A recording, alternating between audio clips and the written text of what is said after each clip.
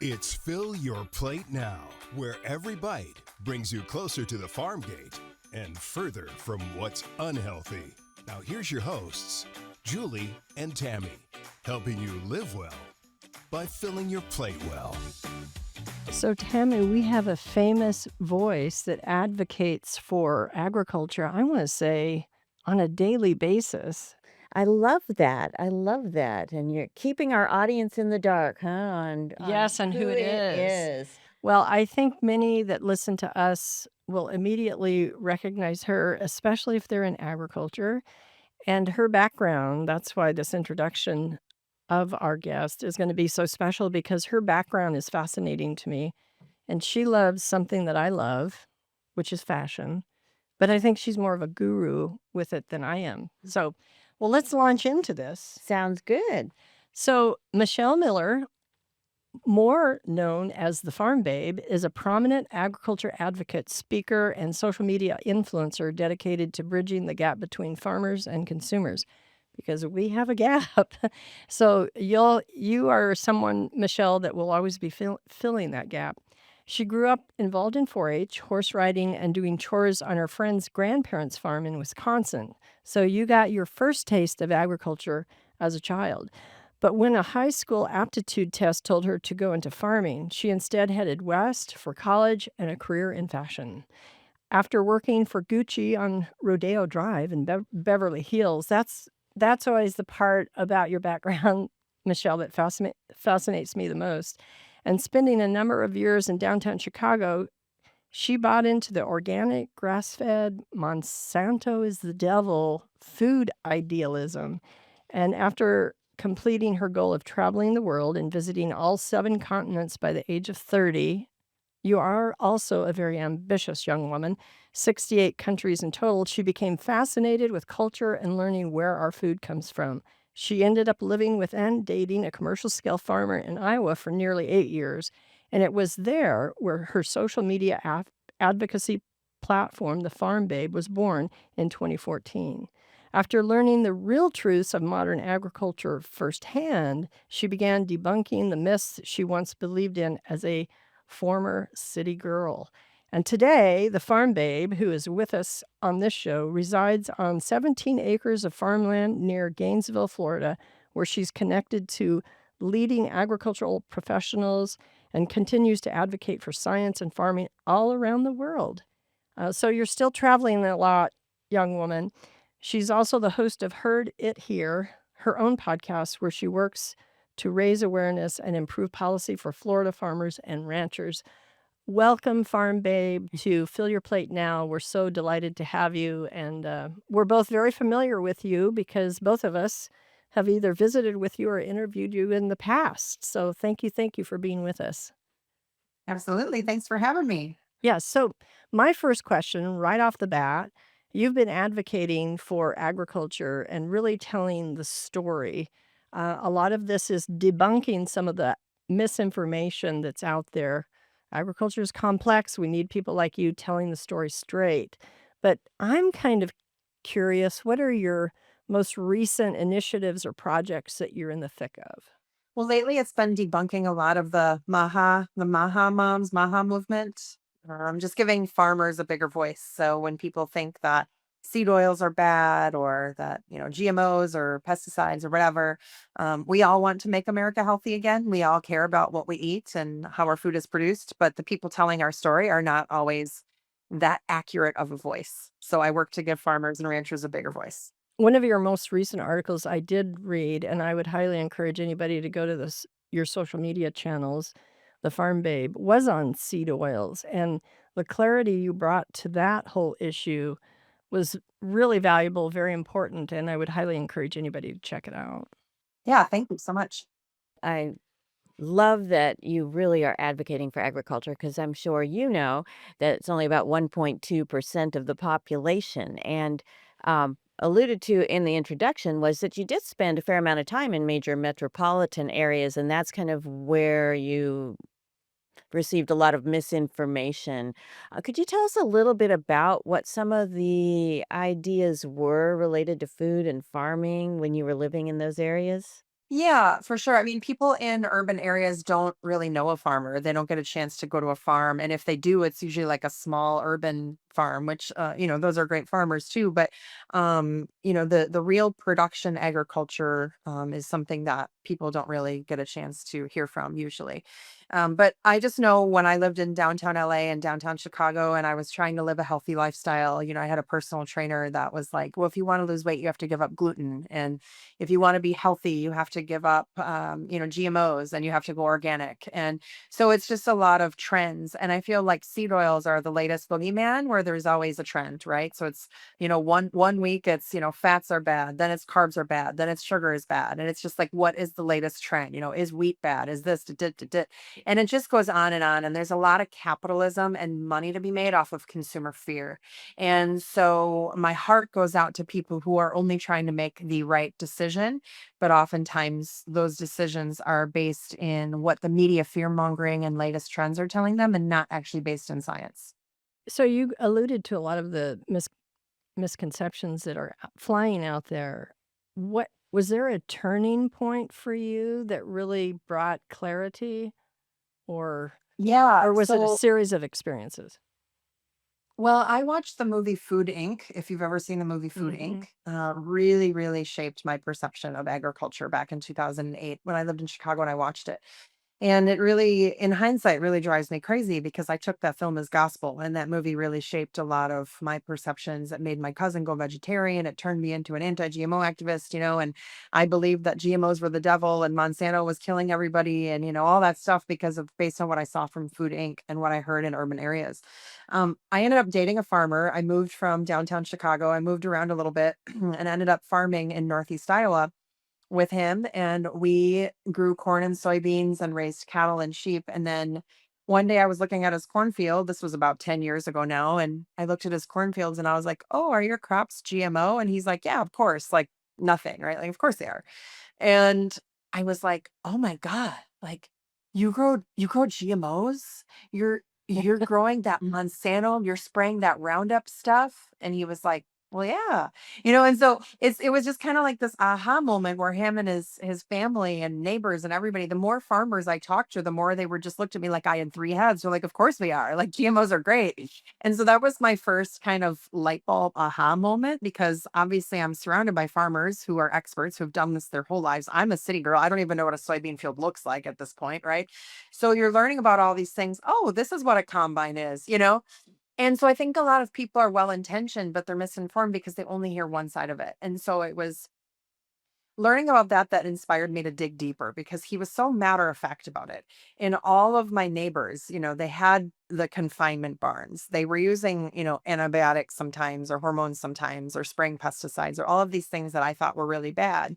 And then you actually meet farmers and you realize, hold on, like these are amazing people doing great work and great things, but their voices are drowned out. And so the more I learned, the more I wanted to inspire people and debunk the myths that I once believed in. So it was a process, but it was also kind of a a revelation. Yeah, I'd say. And I think you make a really good point. Sometimes movies and entertainment type shows give you a very slanted view of things, and people take that as the gospel. And I love that you base what you do on sound science because that's really the only way to debunk the misinformation and get the accurate information out there is just to have that science base. And love the info on seed oil that you recently put out there as well. Are there other common threads of misinformation that you're seeing right now with the consumers? Yeah, I think seed oils is one of the biggest ones, but I think the myth that gluten is a GMO drenched in glyphosate will never die. Like it's driving me crazy. Like less than and studies show, statistics show that less than 3% of wheat acres in the United States are sprayed with glyphosate as a desiccant. And so people think that farmers are just out there drenching their wheat in glyphosate and doing all of these poor practices. And it's like, that's not at all how it works. So people think, oh, well, I can eat wheat in Italy and not in the and I'm fine. And if I eat it in the US, it sucks. And it's like But that's not true because wheat is imported and exported all around the world. So a lot of times it's the placebo effect of like, you're on vacation in Italy. Like Italy's amazing. We all feel happy on vacation. We all feel great. And so studies and statistics show that it's not what you're eating, but it's how you're exercising, how you're moving, how your spirits are lifted, how you're happy, how you are on vacation because you're not at work. Like you left, you're in Italy. Of course you're happy. The dogs are cuter, the birds chirp brighter, the sun looks the sun feels better. Like, you know what I mean? And so it's like a lot of it's just nonsense. And is there some truth to food processing? Sure. Like if you want to say, hey, these foods are more pure, like a sourdough bread that maybe has a couple of ingredients versus the overly processed breads, sure, there's some truth to that. Let's not deny that. But when people just try to point the blame and the finger on one ingredient, it doesn't matter because there's a very good chance that they're importing our wheat from the US. And so they can't say, oh, it's this, it's where it's grown, it's where it comes from. America has some of the strictest food safety standards in the world. If you look at a majority of where our food comes from around the world, most countries don't even have clean drinking water. And so we take a lot for granted with like, how do they irrigate their crops if they can't even drink the water? And so we're really kind of crushing it in America as far as food safety. So I think those are a couple of the most popular myths is the food safety and then of course like some of the factory farms where people think big ag is bad and the more big farms I go to and the more you learn and realize direct from the source, wow, there is a lot of really cool research, especially in animal agriculture, to take better care of animals than ever before. There's a reason why some of the world's largest poultry producers, for example, like Purdue, can raise millions of chickens with no antibiotics ever. It's a testament to the science and the improved care that they can do that. And so you know what I mean? Like we're always making these great improvements, but the myths and the misinformation against big ag, factory farms, pesticides, like it's all nonsense. And if people actually went to the source for their information, they would learn that. So I just want to like take everybody with me and say, come with me, like go to the farm. Some of the farms are big, but they're still family farms, and they're feeding the community and their families, and their technology and food safety practices are amazing. So it's great to hear you talk about that. Well, and because you're researching, you're delving into the science and stuff, and what you write, you make reference, you source, you give provision because we've become kind of lazy about researching these things. So keep on keeping on with this. But I'm still curious as you've battled this huge mountain of misinformation, what are your biggest surprises? Or do you have big surprises? I mean, you in your background, you confess to having fallen into that too. So one of the cool things is you can kind of relate to the consumer, but I'm just curious if you have surprises with some of the things we come up with that we think are bad when in reality they aren't at all. Yeah, I mean, there's so many, but I think food labels in general are so surprising. Like when people think organic is really pure, people think organic doesn't use pesticides. I'm on organic farms all the time and I can guarantee you that they spray. And it's not the fact that I'm trying to like put down, oh, organic, whatever, but it's the misinformation that leads consumers and people to believe it's so pure, it's so holy when it's really not. Like the labels don't mean nothing and they don't mean anything in terms of toxicity or purity like people would want. So or people would believe, like, does organic have a certain set of specific standards? Absolutely. And I very much credit organic farmers for adhering to those standards. And it's really difficult. Organic farmers deserve respect and praise for keeping up with the paperwork, the standards, the government. But a vast majority do that so they can be more profitable. And so it's a lot of it depends upon where you're growing, what the size of the farm is, what is that pest pressure. I used to farm in Iowa, but I've been in Florida now for 6 years. And in Florida here, it's hot and tropical. You have such a higher level of pest pressure. And to feed millions of people and have that produce look perfect, you can't do that without pesticides. I don't care what anybody says. At this day and age of our lives and the tools that we have access to, you cannot feed the world without pesticides. You physically can't. And I don't care what anybody says. It's just not true. Now, are there some reasons? Are there some regions that do not use pesticides on organic? Absolutely.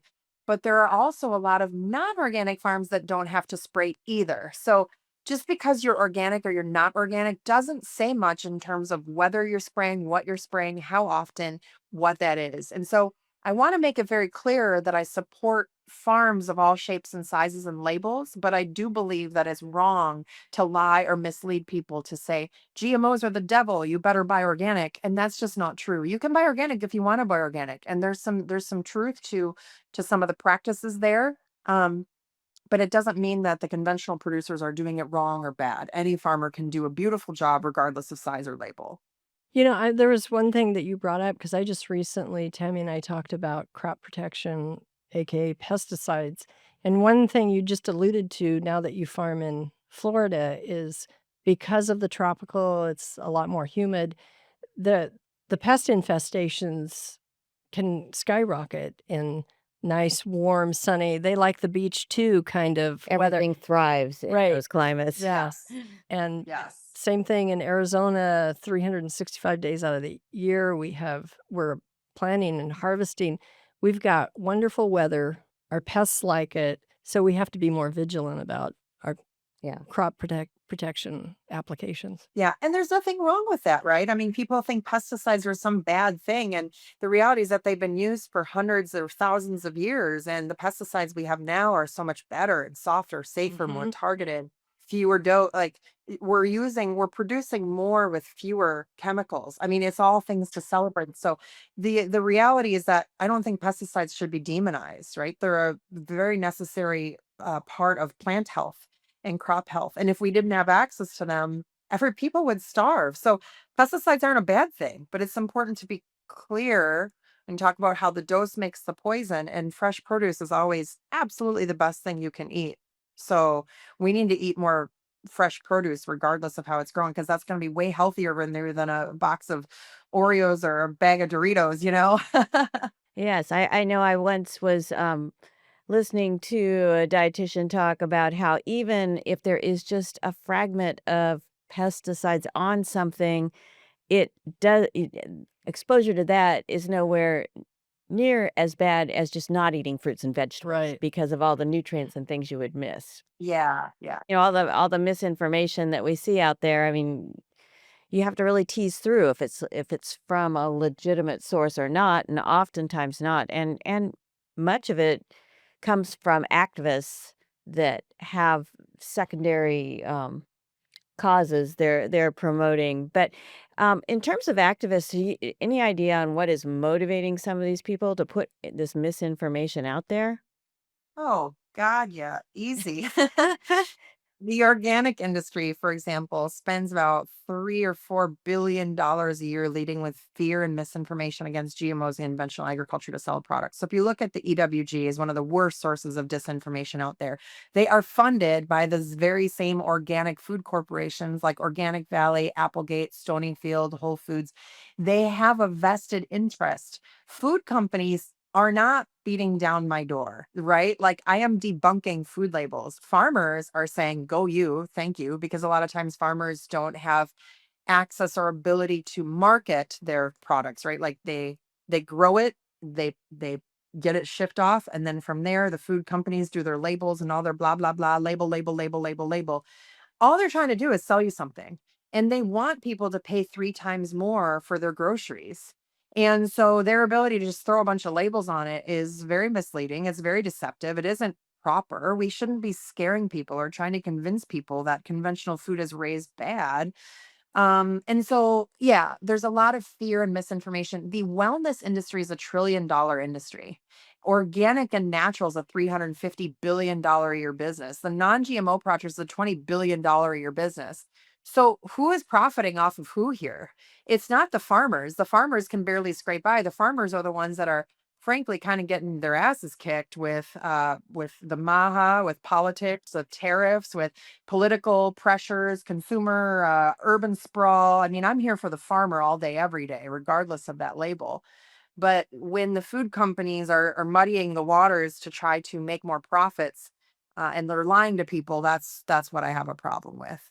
I have always said to someone that has a fear about something. I remember talking to one young woman at a booth, and she just seemed so fearful about GMOs. So I took her through the whole story. I even told her our family story and our use of biotech crops, planting cotton in 1996 when that biotech cotton was first available, and how we reduced our pesticide use by, I think Dad said 90+%. The Whoa.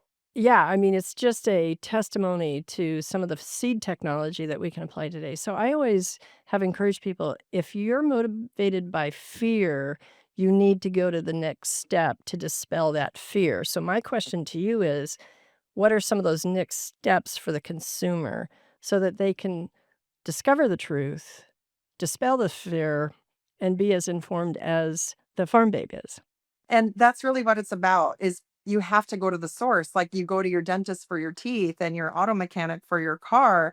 You've got to go to the farmer about farming, but it's really about like always trusting and going to the source. It's just it's like anything, but it's interesting how all of that changes when it comes to food. And I think people have this like nostalgic feeling of like agriculture should be the guy in the bib overalls and the straw hat and the white picket fence, and like, that's just not how it is anymore. And that's okay. Like, this ain't your grandpa's farm. And that's a good thing because we're producing so much more with less. We're reducing chemicals by 90%. Isn't that what we all want?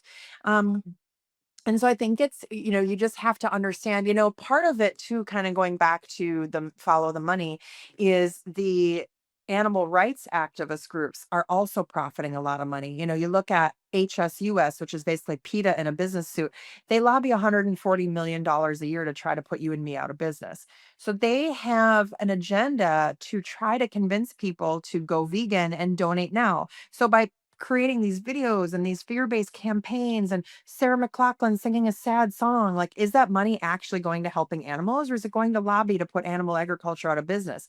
And the answer is that it's usually going for political reasons to put us out of business. So it's not as pretty as they would like to make it seem. And so just being able to kind of dig in and debunk all of that, whether it's politics, activists, food brands, to be able to listen to both sides of an argument. Sometimes people say that I am an industry spokesperson, and I say yes, yes, I am, because the people behind our industry, the people behind big ag, are the people that have PhDs and 30 or 40 years of experience in their respective field, and they deserve that respect. It's just like every other industry where if you have a PhD and 30 years of experience, people respect you. Oh, he's a great doctor. He is a great mechanic. He is a great whatever. But all of a sudden, when it comes to agriculture, it's like they expect us to have this grandfather nostalgia, white picket fence kind of feeling, which is great and beautiful. I'm not knocking those beautiful small nostalgic farms. They are what they are, and they're great as long as they're not spreading misinformation. Right. Yeah, it's almost a double standard. Somebody with a PhD behind one of our board members, he has a PhD. It happens to be in Celtic, not Celtic philosophy, Celtic history. But you know, you don't always apply that PhD to our farmer, and yet they're some of the most intelligent people I know. Yeah, Really are. and we all should be on the same team, whether Right. it's organic, not organic. Everybody should be supporting everybody because this whole ag industry is not that large, and we need to, you know, debunk these Mhm. misconceptions that scare people. And I mean, it really goes all the way down the from the ground to the table, I think, on misinformation, um for instance, just food production in general and how it gets from the farm to the table. Any What do you think most people should know about food production but probably don't? Just how safe it is. I think people don't realize how, even when produce is freshly picked out of the field, a lot of times it is washed or cooled or whatever before it even makes it to the grocery store. And so, let's take apples, for example. When those apples are picked, they go into a cooling, like almost like a bath, right? And they bring that inner temperature down. So, a lot of produce, you have to bring that temperature down to a colder temperature so that that fruit stops producing. It needs to shut down those enzymes so that it can go into that state where it's about ready to be stored. Because an apple, if stored properly, is a great example of a crop that can be stored for a year, 2 years almost, right? I mean, an apple can really have an amazingly long shelf life, which is a testament to plant breeding and amazing success stories of wow, like that is a longevity of fruit. And that's great because think of all those resources that go into producing this apple that are saved and stored so that that apple's just not getting tossed in the trash. And so one thing I think people need to understand is that just because your produce lasts a long time doesn't mean that it's some scary frankenfood. It just means that they have it down to a science between the storing, the temperature, and what I always tell people is, look, if that apple goes from the storage shed to a cold truck, to a cold grocery store, to a cold vehicle, to a cold fridge, and you don't break that cold chain, your produce is going to last so much longer. So kudos to you. Some people say, "Oh, I bought this produce and it was bad within 2 days." And it's like, "Well, there had to have been some sort of break in the cold chain. Like you took that fruit and you left it sit in a hot car for 4 hours and it went to shit. Whereas if you would have not broke the cold chain, it would have lasted a lot longer." So I think just like food safety and science and technology doesn't mean that it's a scary thing as much as it is a testament to just how far we've come with producing more with less. It doesn't mean that it's a GMO. It doesn't mean that it's scary. It just means that that's pretty freaking cool that we can have longer shelf life for healthy produce that isn't scary or bad for you.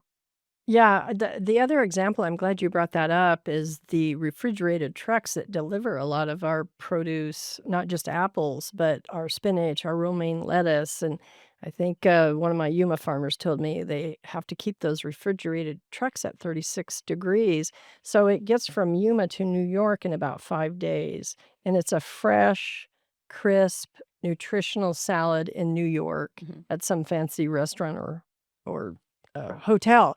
And it's simple logistical tools like that that keep our food fresh and nutrition. And we lose that because we're not being taught the science that we used to be taught in schools. Another word that's getting a lot of abuse or unfair denotation to it is ultra processed. Have you faced this? You've certainly addressed some of the issues with seed oils, but are you discovering the same thing when people use the word ultra processed foods? In other words, they're giving it a bad name when in reality, a lot of our ultra processed foods aren't bad at all. Yeah, I mean, ultra processed foods are where you are getting into the very high calorie foods that are probably not the best for you. That if you choose to consume them, you should just consume them in moderation. Do I believe the food system needs a bit of an overhaul? I do. I'm not going to sit here and preach that our food system is great. What is it? Something like 80% of foods in the grocery store or 75% are ultra processed and they are not nutritionally sound. If we really want to make America healthy again, we should be supporting foods that are coming directly from farms, which is that healthy produce, lean proteins, your eggs, chicken, beef, whatever that are healthy. So yeah, I mean, I can't say ultra processed foods are good, right? But I can say that have one Oreo and not the whole bag, which is easier said than done sometimes. I love ice cream, but just have a little bit. If you have a whole pint of ice cream, you're going to gain weight. But if you have a little bit, it's a delicious treat. So everything in moderation. Yeah. Totally agree. Variety and moderation. Those are the two key things I think to really keep everybody healthy. Um, and then, we talked a little before about the media and some of the misinformation that is dispersed through some of the, I don't know, infomercial or entertainment news type of programming. Any tips for our listeners on how to decipher what is truth from fiction with those kind of media shows? Yeah, 100%. Always first, you want to look up the author. Who is the author? What is their background? What is their What is the source of the information, right? If the FDA comes out and they says, "Hey, we've got this recall on XYZ product," and it's all over the news, it's all over the FDA, it's a legitimate food safety scare. The FDA and the media is going to be on it in a credible way, like, "Hey, this is a food recall. This is something that's serious, that's legit." Um, Look at the source, because the thing is when you're watching, people just scroll mindlessly on social media and they're not paying attention to just how convincing an influencer can be. You're scrolling and all of a sudden this beautiful face pops up and she sounds like she really knows what she's talking about and she's really convincing. And then the next thing you know, you're sucked into it. And it's so easy to believe something if you don't know the other side of it. And so you really have to dive in. Who is this influencer? Did I get sucked in because it's a scary story and I want to believe it's scary because it's catchy and it's like, oh, I need to share this. This is awful. Or do we need to pause and maybe look at the other side of that? And it requires us to not be intellectually lazy. You can't look at it and say, "Oh, this is terrible. I need to share this." Google that topic, debunked. Like, look at the other side of it. Glyphosate in wheat, debunked, and see what comes up on the other side of that. If somebody has a PhD in wheat science, they are a professor of wheat, they work for the US Wheat Council, whatever that is, and they are a legitimate expert in it, and they are going to be the ones that are going to be credible source. Also look and check and see if that website or whatever is selling something, because there's a lot of money to be made. So if they're selling a supplement, "Hey, XYZ product is bad. You better buy my supplement for 3 easy payments of $39.99." There's another telltale sign that it's nonsense. Where does this author live? What do they do? Really dig in on what is their motive here? Because there's a lot of money made off of consumer fear, and the people that are probably the most legitimate are the people that are probably not trying to sell you something. I don't sell things. I'm not trying to sell you my supplement or whatever. I'm just, "Hey, I'm a keynote speaker. I'm a social media personality, whatever." But I'm not out here telling people everything's toxic. Buy my book. You know what I mean? And just because somebody's selling something also doesn't mean that it's bad, but it's like you got to dig in on what is their motive and what is their expertise in the area. Are they a big city vegan, or are they an actual rancher from Montana talking about ranching in Montana? You know what I'm saying? Yeah. Absolutely. And I know it sounds so simple and straightforward, but as you were talking about that, I was thinking about like a cleaning product, which is not my expertise, that somebody online sold me because it looked like it was supposed to clean everything. And it's easy to get sucked into some of those things, particularly if it's not your area of expertise. Um, nutrition, I understand that part, and ag, but yeah, cleaning stuff, I'm in when it looks good. I mean, did you buy the ShamWow? Because I did. Yeah. I love it. I have a ShamWow. I have Norwex. I am a Yep. sucker for cleaning supplies.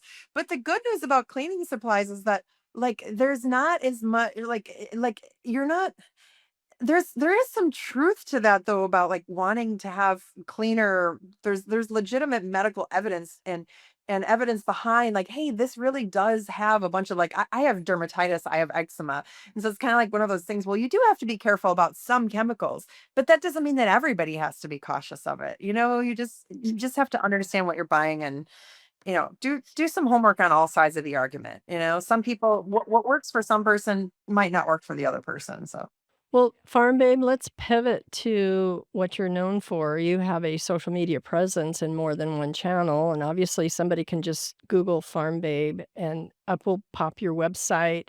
You're also on Instagram, Facebook, TikTok, I'm assuming. Talk a little bit about, the platforms and your presence there and what they can do for someone that just wants to vet more and kind of discover what's real and what's not when it comes to agriculture in America. yeah, I encourage all types of agricultural experts to be on social media, especially in today's world where there's an attack on science. Especially the scientists and the experts, the PhDs of the world, to really get on there and tell your story. I have about 400,000 followers. A majority of those are on my Facebook page. I'm just a Facebook girl. I'm old, I guess.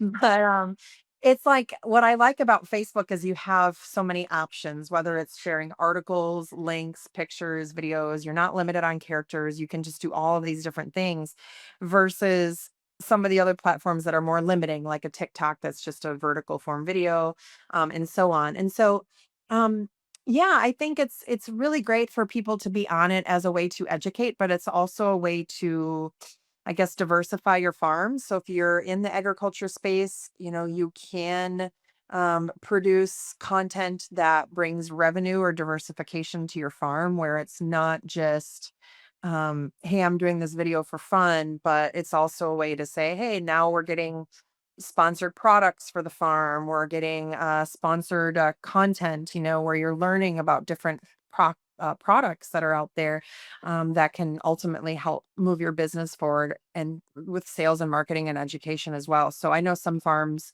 that have a YouTube presence where, they're getting paid, thousands of dollars to have a company logo or whatever on their videos that they were going to make anyway. So, it's kind of one of those things that it can be a profitable business venture. I think sometimes people think, oh, you're just an influencer. What do you do? Post pretty pictures on Instagram? And it's like, no, being a media personality, being a science communicator and an educator and doing these things is a viable business.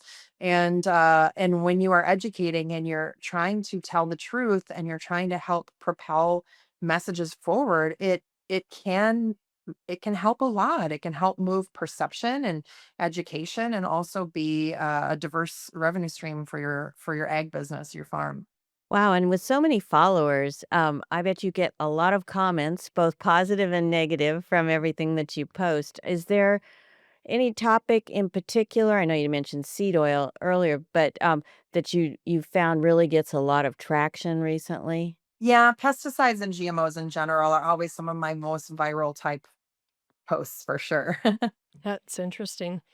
Well, we always end by asking our guests to give like 2 to 3 takeaways, so it's something that our listeners can make application of in their daily lives. I would say for the listeners, definitely go online and follow the Farm Babe. But is there anything else that you'd give us counsel on? What are the best takeaways? Yeah, I think farmers need to realize the power of their own voice, and farmers are some of the most trusted voices. And so sometimes you kind of get this, like, confusion of people saying, well, I don't trust big ag and I don't trust the government, but they do trust farmers, and they don't realize, like, hey, sometimes farmers and big ag is like the same person. And so putting some humanization into, just because you are a larger scale farmer doesn't mean that you don't care, that your values as a farmer haven't changed. So I think that would be a big one, is just realizing the power of your own voice. And always just going to the source and, like, collaborating. The scientists need to talk to the farmers, who need to talk to the dietitians, who need to talk to Hollywood. I mean, we kind of overlook the media coming from, the New York City and the Los Angeles type creators. But, celebrities and influencers in urban areas, they have a lot of power and they have a lot of influence. So when it comes to spreading the message, don't look at them as somebody that's not an ally. Everybody can be an ally. And sometimes the people that are the most further away from us and the most disconnected from the disconnect are the ones that need to hear our messages the most. So I would never look at somebody and say, oh, they're in LA, they're a city girl, they'll never get it. No, they can get it, and they can be our biggest advocate and our biggest ally. So, I mean, from one rodeo to the rodeo girl to another, I love people outside the industry that talk to us, and people within our industry that say, hey, you know what, we need to stop preaching to the choir so much and actually think outside the box with our messaging. One of the neatest things that's always helped me when someone comes to me with a lot of fear about something as it relates to agriculture or food in general, I really put on my listening ears first and just ask them to share their story. And then it helps me to understand where they're coming from. And I have to respect that fear because, but for the grace of God, there too I may walk if all I have is this, you know, avenue of resources and I haven't really delved into it. And usually, if you show empathy, see where they're coming from, and have a conversation, and sometimes that takes time. These one on one conversations, we can't always have the privilege of having them, but they definitely make a difference. And someone like you that has really vetted all this and listened to all the stories, you've made a great impact for American agriculture, and we so appreciate everything that you do. It's I cheer you on every time I see one of your articles or a post, and yes, I read the comments, both positive and negative, but you wade right into it. You have a fearlessness about you that I think we all should aspire to. Yes, you do such a great job at dissecting misinformation in a logical Yeah. way and, and small bites that our listeners can understand and apply. So really appreciate all you're doing and having you here with us today. Thank you. Yeah, thank you. Yeah, I mean, I think at the end of the day, we all just want the same things, right? Like we all Right. just want safe, healthy, abundant, affordable food that being as kind to the planet and animals as we can and preserving the American family farm. That's really, we're all on the same team. We just need to have a conversation about it and realize that we're all on the same team. It's never an us versus them or whatever. It's just like, hey, here's some really cool education on just how much American agriculture is crushing it. It's not perfect. It's Yeah. not perfect, but it's pretty darn good, especially when you compare it to other parts of the world. Like we're doing a great job, and I think sometimes farmers just need to be reminded of that, especially when times are tough. Well, you are the one that's helping us with that, and again, Farm Babe, thanks for your fearlessness. Thank you.